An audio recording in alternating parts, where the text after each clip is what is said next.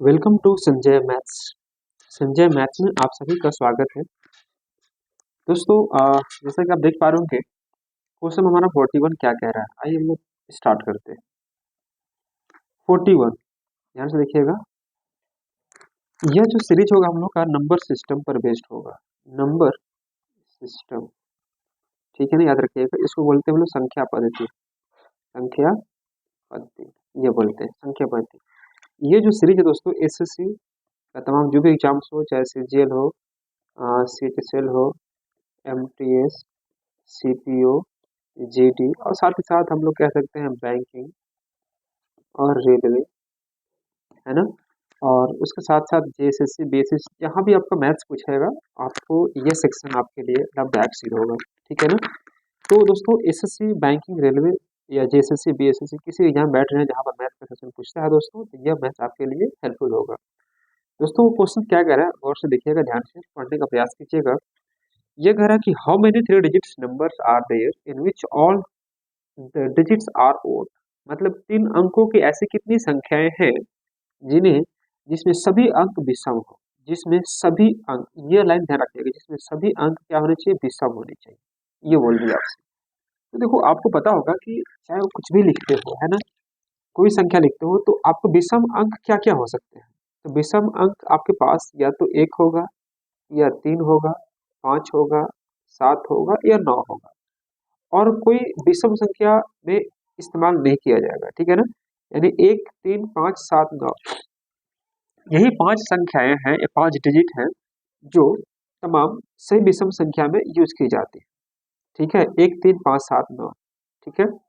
अब रही बात, बोला आपसे क्या कि 3 अंकों की ऐसी संख्या बनानी है हमें। तो 3 अंकों की संख्या मान लीजिए हम लोग ले लेते हैं ए, बी और सी ले लेते हैं। ये हमारे 3 अंकों की संख्या बन गई।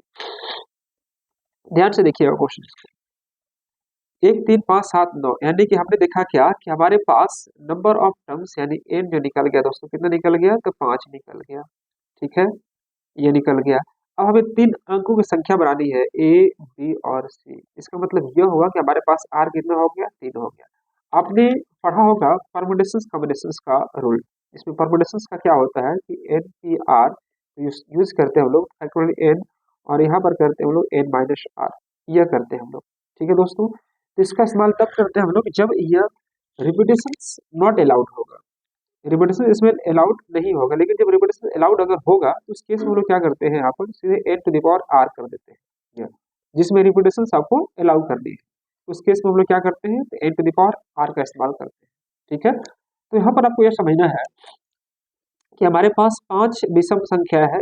इन्हीं पांचों में से इस्तेमाल करके आपको 3 अंकों की संख्या को फॉर्म करनी है। तो एक बात बताना, एक के स्थान पर हम किस संख्या को रख सकते हैं, तो 1 भी रख सकते हैं, 3 भी, 5 भी, 7 भी, 9 भी। मतलब इसको मैं पांचों में से मैं किसी को भी रख सकता हूँ, मतलब 5 तरीके से यहाँ पर पुट कर सकता हूँ, ठीक है ना, बी के स्थान पर। तो यहाँ भी देखिए 1, 3, 5, 7, 9 में से किसी को भी ला सकता हूँ मैं, तो यहाँ भी आपका 5 हो जाएगा दोस्तों। और सी के स्थान पर सेम चीजें रिपीट करेगी, मतलब 1, 3, 5, 7, 9 में से कोई भी संख्या को हम यहाँ पर 5 तरीकों से पुट कर सकते हैं। मतलब 5 गुने 5 गुने 5 करें कितना, 125 आएगा। और ये हमारा आंसर बनेगा 125 इज द करेक्ट आंसर। मतलब आ, 3 अंकों की ऐसी संख्या कितनी बनेगी जिसमें सभी संख्या विषम हो, यानी सभी अंक विषम हो, तो उसकी आंसर क्या होगा दोस्तों, 125 इज द करेक्ट आंसर। या आप ये भी कह सकते हो कि देखो जैसे मैंने बताया कि अगर परमुटेशन की बात करूं तो मैं n to the power r का इस्तेमाल कर सकता हूँ। एन हमारे पास है कितना दोस्तों, यहाँ पर 5 है, मैंने 5 कर दिया। आर कितना हमारे पास है, 3, तो मैंने यहाँ पर 3 कर दिया। 5 के पावर 3 करेंगे तो 125 आएगा। इसका इस्तेमाल तब किया जाता है जब रिपीटेशन अलाउड है। इसका इस्तेमाल तब करते हैं जब रिपीटेशन नॉट अलाउड होगा, ठीक है ना दोस्तों। तो आगे बढ़ते हैं हम लोग, इसका आंसर आएगा हमारा 125 इज द करेक्ट आंसर। चलिए नेक्स्ट प्रश्न हमारा क्या कहता है, आइए ध्यान से देखिएगा। क्वेश्चन नंबर 42, ध्यान से क्वेश्चन नंबर 42 क्या कर रहा है। यदि if the sum of the different positive integers is 100, then what is the greatest possible number among this 10 numbers. यानी आपसे यह कह रहा है कि यदि 10 विभिन्न संख्याओं में उनके पूर्णांकों का योग अगर 100 है, ठीक है ना, 100 है, तो इन 10 संख्याओं में सबसे बड़ी संख्या का संभावित मान क्या होगा। याद रखिएगा संभावित मान। तो एक बात बताओ आप, संभावित संख्या निकालने के लिए आपको क्या करना होगा दोस्तों, 1 से लेकर 10 तक निकालने की जरूरत ही नहीं है। जब आपको यह कह दिया है कि सबसे बड़ी संख्या हमें यह निकालना है, सबसे बड़ी संख्या क्या है, तो सबसे बड़ी संख्या दोस्तों आपसे यह कह रहा है कि सबसे संभावित मान निकालना है जो कि सबसे बड़ी होनी चाहिए। तो बड़ी संख्या को मैंने मान लिया यहाँ पर दोस्तों x मान लिया। बड़ी संख्या को क्या मान लिया दोस्तों हम लोग, x मान लिए। अब हमारे पास 9 संख्या होगा, तो 9 संख्या में मैं स्टार्ट कहाँ से करूंगा, 1 से, 1 2 3 और इस प्रकार से कहाँ तक, 9 तक। मैंने यहाँ 9 लिख दिया और अंतिम संख्या को मैंने क्या कर लिया, x। क्योंकि मैं इससे छोटा जा ही नहीं सकता हूँ। आपको बोल रहा है कि 100 आपको आना चाहिए, क्या, योग करने के बाद 10 संख्याओं का योग आपका 100 होना चाहिए, ठीक है ना। 10 संख्या, जस्ट ए सेकेंड ना, थोड़ा सा आप, जस्ट ए सेकेंड, यहाँ पर मैं,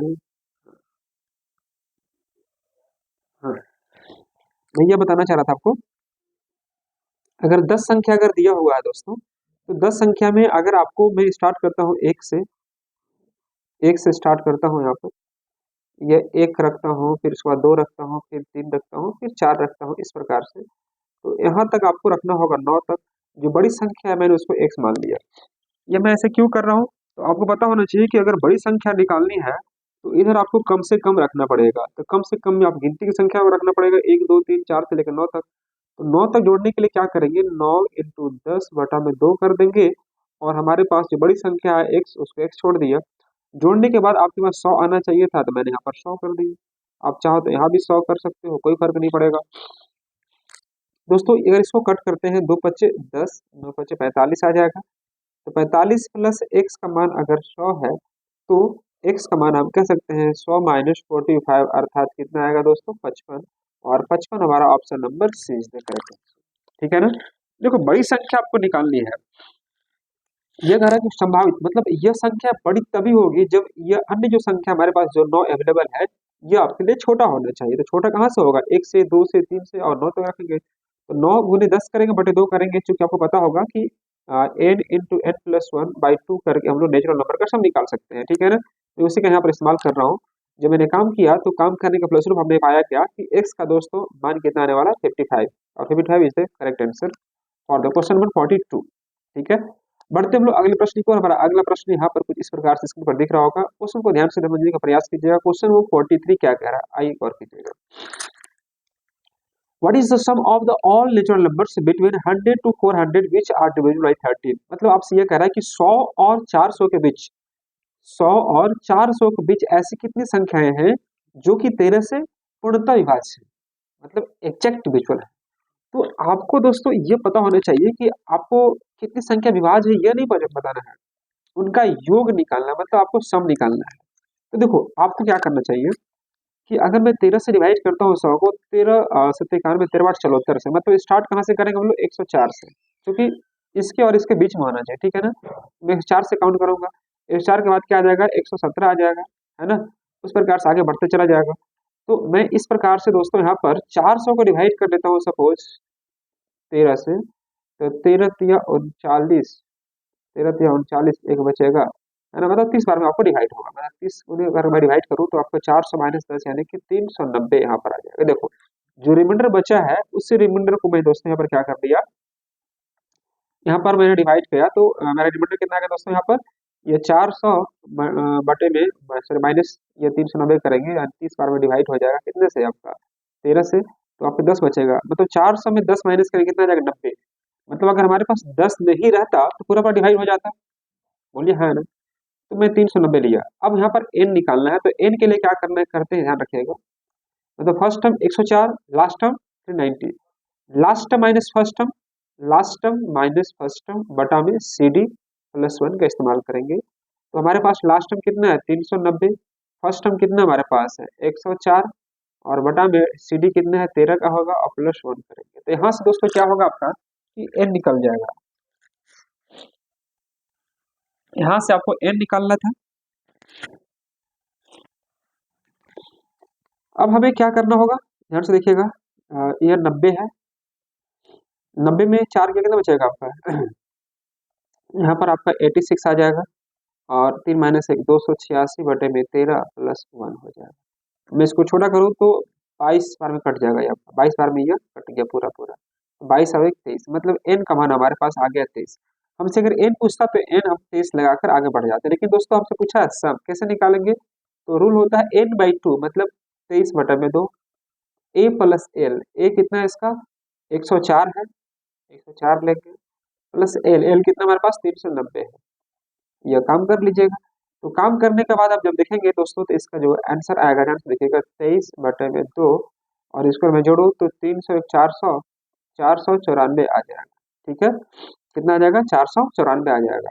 मैं इसको डिवाइड करता हूँ, ये कटेगा 24 दूनी 48, एक दूसरे 14, ठीक है ना। अगर मैं 247 में अगर मैं 23 से गुना करूँ तो कितना आएगा? 17 21 का एक बचेगा 2, 24 या 72 और 2 74, यह हो जाएगा, और यहाँ आ जाएगा 94, और 2 दूनी के 4, दोस्तों मैं जोड़ देता हूँ, 1 4 4 8, 9 7 16 का 6, 1 4 1 5, 5681, 5681 ऑप्शन में कौन सा है? Option number A is the correct answer, 5681 हमारा इसका सही आंसर आएगा। तो आपने देख लिया होगा किस प्रकार से इसका आंसर आ रहा है दोस्तों, बस इसी प्रकार से काम करते चलिए और आंसर आपका आते चला जाएगा। ठीक है ना, वेरी गुड, जल्दी जल्दी आप इसको नोट कर लीजिएगा।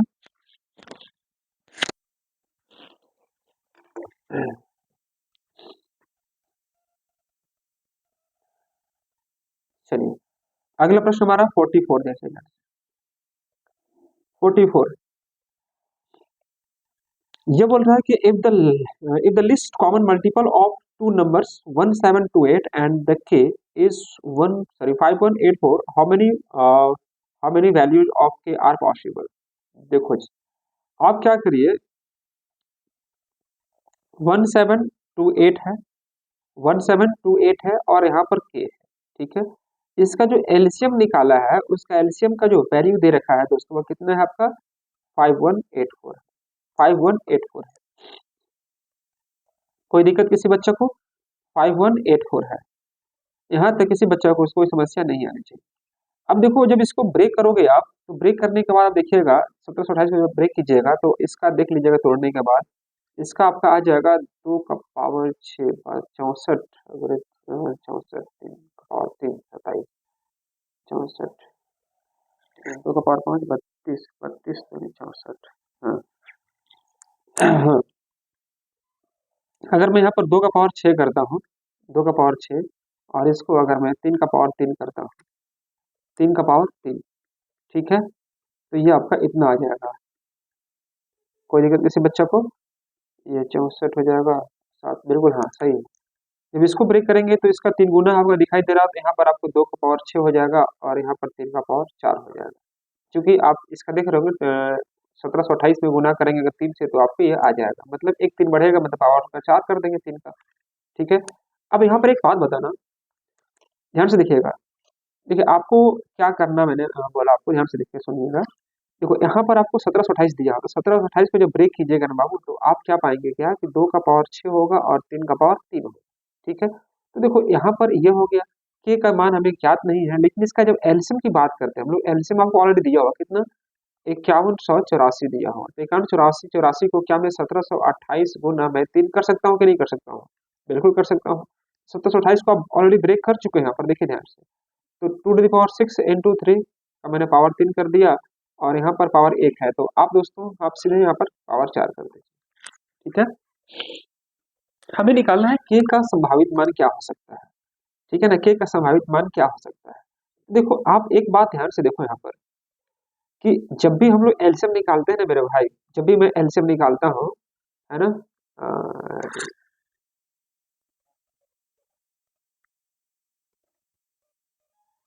क्या हो गया, हाँ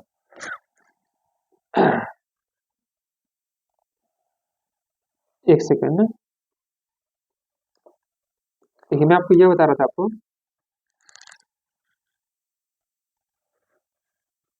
कि अगर गाइस आपको यहाँ पर 1728 लिखना है, 1728 लिख दिए, तो आपने देखा यहाँ पर क्या है, 2 टू द पावर 6 इंटू 3 का पावर 3 कर दिए। ठीक है, यहाँ पर के का मान है, ठीक है ना, के का मान है, और यहाँ पर दोस्तों ये मालूम है नहीं कि इसका कितना वैल्यू है ना। लेकिन आपको जब एलसीएम की बात करते हैं, एलसीएम आपको ऑलरेडी दिया हुआ है, कितना आपका 5184 दिया हुआ है। तो आप इसको ये भी कर सकते हैं 5184 को 1728 गुने 3 करेंगे तो 5184 ही आएगा, बिल्कुल सही। अब यहाँ पर देखिएगा 1728 को अगर मैं यहाँ पर लिख दूँ टू द पावर 6 इंटू 3 का पावर 3 और यहाँ पर 3 है, तो क्या आप टू द पावर 6 इंटू 3 का पावर 4 कर सकते हैं? नहीं कर सकते? बिल्कुल कर सकते हैं। यह बात आप बिल्कुल कह सकते हैं, कोई समस्या वाली बात यहाँ पर नहीं है दोस्तों। लेकिन बात आती है कि यह के का मान हमारा क्या हो सकता है, यह आपको निकालना है, संभावित मान निकालना है। तो देखो जैसा कि आप जानते हैं कि एलसीएम जब भी निकालते हैं हम लोग तो मैक्सिमम पावर वाले को लेते हैं, मैक्सिमम पावर वाले को लेते हैं, है ना। मतलब दोस्तों यहाँ पर 3 का पावर 4 तो आपको फिक्स है कि रहेगा ही रहेगा, क्योंकि देखो 3 का पावर 3 है, वहाँ 3 का पावर 4 है, तो यानी कि मतलब यहाँ पर 3 का पावर 4 तो आपको रहेगा ही, क्योंकि आपको मैक्सिमम पावर को हम लोग एलसीएम को कवर अप करते हैं। यहाँ पर 3 का पावर 3 है, यहाँ पर 3 का पावर 4 होगा तभी ना यहाँ पर एलसीएम 3 का पावर 4 दिया है, मतलब हम लोग के का मान पहला में आपको 3 का पावर 4 रखना पड़ेगा, ठीक है। अब रही बात कि 3 का पावर 4 तो 81 होगा, अभी भी इसका अगर मैं एलसीएम निकालूं इन दोनों का तो यही निकलेगा, मतलब मैं यहाँ पर 2 का पावर अगर मैं 0 रखूँ मतलब 1 होगा तो भी यह काम कर जाएगा हमारा, ठीक है। काम कर जाएगा मतलब क्या, 3 का पावर 4 81 हो गया, 81 गुने 1 करेंगे और किसी का भी करेंगे तो उसका वैल्यू 1 आता है, तो 1 आएगा, 1 की अगर मैं गुना करूँ 81 में तो 81 आएगा। अगर मैं यही चीज़ ऐसे कहूँ 3 का पावर 4 इंटू 2 का पावर 1 करूँ, है ना दोस्तों, तो भी इसका एलसीएम यही आएगा, क्यों? चूंकि ये 6 पावर 6 तक आप जा सकते हो, ठीक है, पावर 6 तक जा सकते हो। तो इसी प्रकार से एक के बाद आगे 2 रखिए, फिर 3 रखिए, फिर 4 रखिए, मतलब आप कह सकते हैं क्या कि के का हमारा जो एक्चुअल मान आने वाला है 3 का पावर 4 इंटू 2 का पावर 0 हो जाएगा, 3 का पावर 4 इंटू 2 का पावर 1 हो जाएगा, 3 का पावर 4 इंटू 2 का पावर आपका कितना 2 यानी स्क्वायर कह सकते हैं, 3 का power 4 to the power 4 into 2 cube कह सकते हैं, मतलब इस 6 तक आप जा सकते हैं। 3 का पावर 4 और 2 का पावर ये कितना हो जाएगा आपका 4 हो जाएगा, 3 का पावर 4 और 2 का पावर 5, 3 का पावर 4 और 2 का पावर 6। अब देखो 6 से आगे नहीं बढ़ सकते, क्यों? क्योंकि आप मैक्सिमम पावर आप 6 ही रख सकते हो एलसीएम, क्योंकि आपको एलसीएम निकाल के दिया हुआ है, ठीक है। तो देखो यहाँ पर संख्या कितना बना, 1 बना, 2 बना, 3 बना, 4 बना, 5 बना, 6 बना, 7 बना। ऑप्शन में 7 है, ऑप्शन में डी है करेक्ट आंसर। ये देखो एलसीएम का क्वेश्चन था आपका, एलसीएम पूछने का तरीका को यहाँ चेंज कर दिया है। तो दोस्तों आपको यहाँ पर क्वेश्चन घुमाया हुआ था, कह रहा था क्या कि देखो इसका आपको यह संख्या दिया हुआ और ये संख्या में ज्ञात करनी थी, जबकि एलसीएम की हमें दिया हुआ था। तो एलसीएम जब मैंने ब्रेक किया तो यहाँ पर देखा कि यहाँ पर 2 का पावर 3 का पावर 3 है और यहाँ पर 3 का पावर 4 है दोस्तों, ठीक है ना। तो मैंने आपको समझने का प्रयास किया कि देखो एलसीएम में क्या करते हैं हम लोग कि जो मैक्सिमम पावर होता है उसे लेते हैं, तो 3 का पावर 4 को मैंने यहाँ पर पुट कर दिया। अब यहाँ पर अगर 3 का पावर 4 से सिर्फ छोड़ देते तो भी इसका एलसीएम आपको इतना आ जाता है, ठीक है। मतलब यहाँ पर कुछ नहीं तो 1 तो रहेगा ही रहेगा, 1 तो रहेगा ही रहेगा। आगे 3 का पावर 4 इंटू 2 का पावर 1 करेंगे तो भी ये काम करेगा। उसके बाद यहाँ देख लीजिएगा, है ना, ये 2 के बाद 3 के बाद 4 5 पावर इस प्रकार से बढ़ा सकता हूँ कहाँ तक, पावर 6 तक, मतलब 1 2 3 4 5 6 7 7 हमारा सही आंसर बनेगा, ठीक है। तो इस प्रकार से इसका एग्जैक्ट आंसर हमारा कितना निकलेगा दोस्तों, 7। चलिए अगले बढ़ते हैं अगले प्रश्न की ओर। अगला हमारा प्रश्न क्या कहता है, ध्यान से देखिएगा, क्वेश्चन नंबर 45, ध्यान से देखिए। ये कह रहा है 45 में कि what is the unit digit of the sum of the first triple one whole number. देखो होल नंबर निकालने मतलब क्या, देखो जीरो से स्टार्ट होता है होल नंबर, 0 1 2 3 इस प्रकार से, और ए ने आपको 111 दिया, मतलब आपका लास्ट टर्म कितना होगा दोस्तों, 110 होगा। क्यों होगा, क्योंकि ये जीरो से काउंट करेगा ना होल नंबर। होल नंबर मतलब गिनती की संख्या में जब जीरो लग जाती है तो होल नंबर का वो रूप ले लेता है, मतलब जीरो से काउंट होगा। तो जीरो छोड़ के आप जोड़ देंगे, मतलब 1 से लेकर 110 तक, तो कितना होगा 110 इंटू 111 बटे में 2, ये आ जाएगा 55। ये कितना आएगा आपका 55, 55 से गुना करेंगे इसमें तो लास्ट में इकाई अंक जो बनेगा, इकाई अंक यूनिट डिजिट पूछा आपसे, तो यह कितना होगा 5 होगा। Option number C is the correct answer. हमसे पूछा था इकाई अंक, इकाई अंक कितना होगा दोस्तों, इसका 5 होगा। क्या मेरी बात समझ में आई सब बच्चों को, ठीक है। उम्मीद करता हूँ दोस्तों यह आपको सीरीज समझ में आ रहा होगा, पढ़ते चलिए अच्छे से, और अगर आपको वीडियो समझ में आ रहा होगा और अच्छे लग रहा वीडियो, अच्छा लग रहा है तो आप वीडियो को लाइक कीजिए, शेयर कीजिए, और अगर अभी तक चैनल को सब्सक्राइब नहीं किया आपने तो जरूर सब्सक्राइब कीजिए, ठीक है। Thank you so much to all of you guys, bye bye, take care.